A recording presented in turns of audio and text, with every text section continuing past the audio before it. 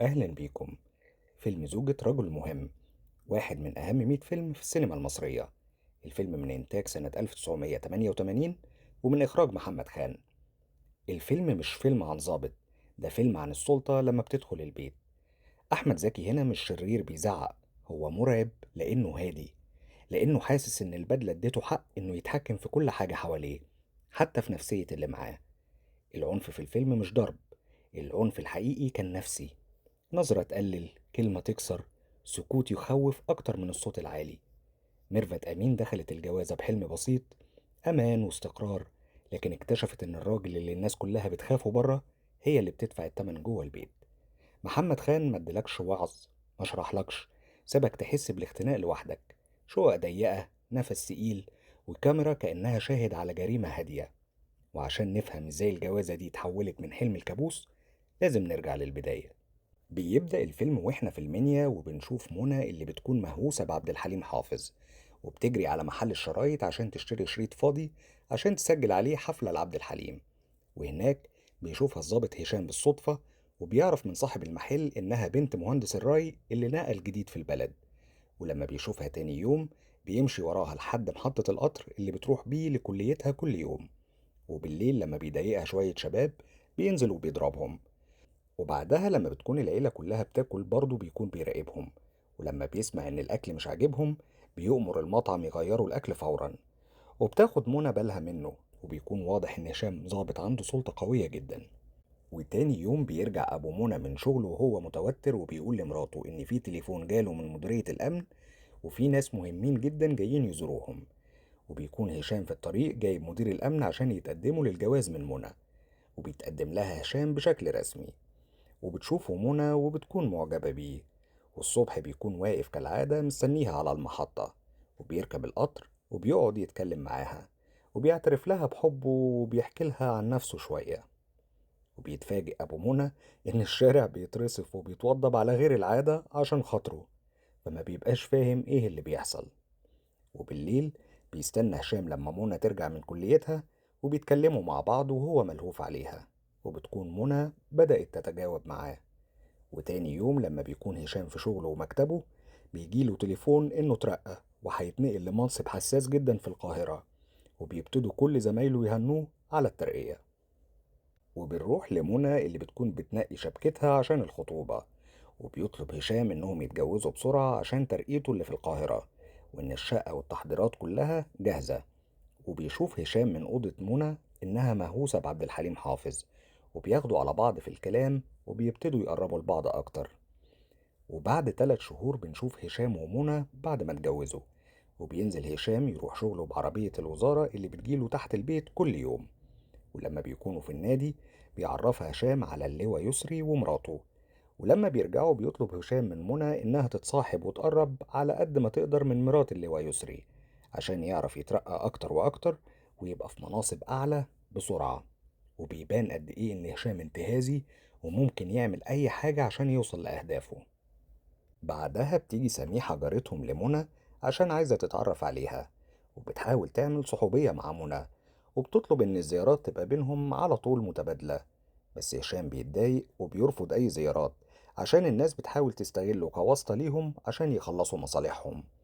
وبتكون منى حامل، وهشام بيجهز لها الفطار الصبح وبيدلعها عشان خاطر الحمل. ولما بيخرج هشام لشغله بيقابل جاره واللي هو يبقى جوز سميحة، ولما بيطلب منه واسطة عشان شغله فبيعامله هشام بتعالي وما بيديلوش أي اهتمام. ولما بيرجع البيت وبياكل مع منى بتديله طلب من البواب عشان يتوسط لابنه في شغل. بس هشام بيقطع الورقة، وبيبان إن هشام ما بيساعدش حد وما بيتوسطش في أي حاجة. ولما بيروح هشام السينما عشان يقابل اللواء يسري ومراته بتسيبهم منى وتقوم تمشي. وبتتخانق منى معاه لأنها مش طايقة إنها تقعد معاهم. وفجأة بتتعب منى جدا وبتبتدي تنزف وبيسقط الحمل. وبتيجي سميحة جارتهم تقعد مع منى وتراعيها وهي تعبانة. وبينزل هشام يروح شغله، ولما بيدخل مكتب ضابط تحت ايده فبيلاقيه بيحقق مع صحفي مشهور بطريقة فيها تساهل. فبيتدخل هشام وبيبتدي هو يحقق معاه. وفي خلال دقيقة بيكون هشام لبسه 3 4 تهم، كل واحدة توديه ورا الشمس. وبعد كام سنة بيكون هشام واخد منى تسهر وسط أغنى ناس في البلد، ومن ضمن الناس دي كان واحد عضو في مجلس الشعب بس بينتقد أوضاع البلد ونظام الحكم. وبتتدخل منى في الكلام وبتعارض اللي بيقوله، ولما بيخرجوا بيتخانق معاها هشام إنها اتدخلت في الكلام ده. وبتبدأ البلد يحصل فيها ثورة ومظاهرات في الجامعات بسبب الأسعار، وبتكون البلد في أزمة والكل خايف، والناس بتكسر وتحرق كل حاجة في الشوارع. وبتروح منى تبات عند سميحة جارتها عشان خايفة تبات لوحدها. أما هشام فبيفضل سهران مع الضباط عشان يسيطروا على المظاهرات. وبعد كام يوم بيخبط على الباب خالة هشام لأن ابنها اتقبض عليه في المظاهرات، وبيكون هشام نايم من التعب والسهر في الشغل بقاله أيام. ولما بيستفسر منها هشام بتكلمه خالته بطريقة مش حلوة عشان فاكرة هشام هيطلع ابنها بمكالمة تليفون. فبيقوم هشام ويسيبها وهو متضايق، وبتمشي خالته وهي متضايقة وبتدعي عليه. وبعدها بتكون منى قاعدة مع سميحة وجارة تانية في نفس العمارة، وبيجي هشام مع زمايله عشان يتكلموا في الشغل، وما بيلاقيش منى في البيت. وبيبتدي يزعق هشام في اللي شغالين معاه، وبتسمعه منى وبتجري وهي خايفة على البيت. وبتتخانق منى معاه لما رجع علشان بقاله يومين غايب من غير ما تعرف عنه أي حاجة. وبتقرر منى إنها ترجع تدرس في الجامعة تاني عشان ما تحسش بالملل. ولما بيكونوا سهرانين مع بعض بتحكي له منى بحسن نية عن الطلبة اللي معاها وعن الأفكار اللي بيقولوها والكلام اللي بيقولوه ما بينهم وما بين بعض، وبيسمعها هشام باهتمام. ولما بتروح منى تاني يوم الجامعة بتعرف إن زمايلها اتقبض عليهم بسبب هشام. فبتقرر منى إنها تسيب البيت وترجع لبيت أهلها. فبيكلمهم هشام في تليفون البيت وبيهدد أبوها إن لو مرجعش منى هيأذيه في حياته.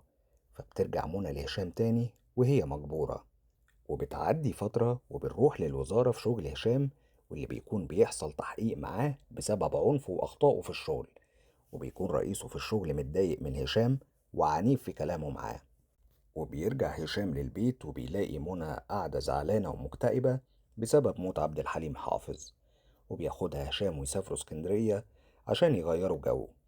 ولما بيرجع هشام من اسكندرية بيعرفوا اللواء يسري إنهم اتوقفوا واتحالوا للمعاش المبكر بسبب أخطائهم وعنفهم في الشغل، وكمان خدوهم ككبش فدا عشان يهدوا الرأي العام. وبيتصدم هشام إنه هيخسر شغله ومنصبه اللي كان بيسيطر بيه على كل اللي حواليه. وبيقعد هشام ومنى مع سميحة وجوزها عشان هشام عايز يبدأ بيزنس مع جوز سميحة، خصوصا إنه ساب شغله. وبيكون هشام مخبي عن منى إنه طلع على المعاش المبكر، بس بيتفاجئوا إن هشام بيتخانق مع جوز سميحة بصوت عالي بسبب أسلوبه اللي هشام مش متعود عليه. وبينزل تاني يوم هشام وهو مأجر عربية وسواق عشان يحافظ على شكله وهيبته بعد ما ساب منصبه. وبتكون منى مصدومة من إن الكل عارف إن هشام ساب شغله ومنى هي آخر من تعلم. وفي الشارع بيتخانق هشام مع الفكهاني عشان ما بقاش يديله احترامه زي ما كان، بس هشام بيكون عايش في الدور إنه لسه ظابط مهم. وبيضرب الفكهاني وبياخده عشان يروح على مكتب مأمور القسم. وساعتها بيتصدم هشام تاني لأن حتى مأمور القسم بقى بيعامله كأنه مواطن عادي، مبقاش بقيمته اللي كانت زي زمان. وبيكون هشام فقد أعصابه وبيتخانق في البيت والشارع ومع كل الناس تقريبا. وبتقول لها سميحة إنها لازم تسيب البيت وترجع بيت أهلها لأن كده بقى خطر عليها. وفي يوم بيكون هشام قاعد في كافيه وبيشوفوا الصحفي اللي كان بيحقق هشام معاه زمان ولبسه كذا تهمة. وبيكون هشام فاكر إن بتصرفاته زمان بيحمي البلد من الخونة، وبيبتدي يتريق الصحفي عليه وبيمسح بكرامته الأرض. وساعتها هشام ما بيقدرش يعمل له أي حاجة لأن ما بقاش معاه أي قوة. وبعد 3 سنين كمان بيتخانق هشام مع منى لأن أبوها بعت لها فلوس عشان هشام بقى مفلس. وبتبتدي منى تواجهه بالحقيقة إنه مش هيرجع شغله تاني وإنه مش عايز يفوق من اللي هو فيه. فبيضربها هشام من غير عقل، وبتجري منى عشان تستنجد بسميحة جارتها. بعدها بيروح هشام يصالحها وبياخدها وبيخرجوا ياكلوا برا. ولما بيرجعوا بتلاقي منى شقة سميحة متشمعة لأن هشام بلغ إن الشقة بتلعب قمار.